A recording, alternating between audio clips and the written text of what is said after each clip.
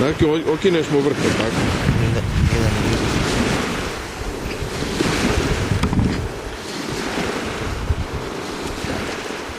Očistiš drob.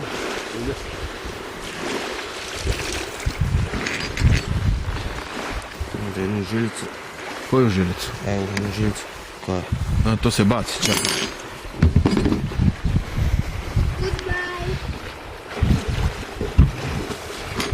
Majke te ne.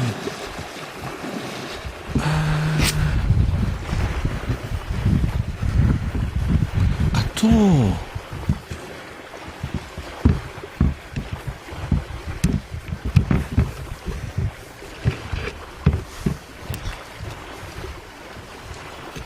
Dajmo još malo.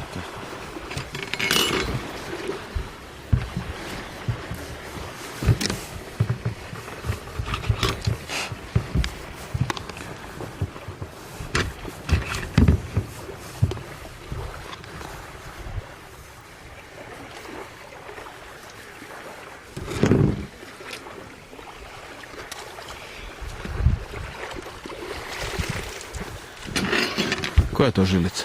To je što tamo stvara u slinu. Njegov sluz.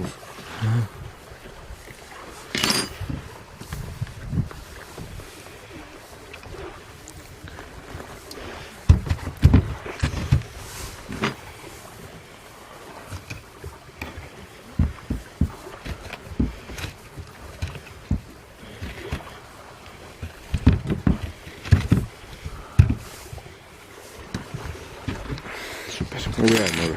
Može.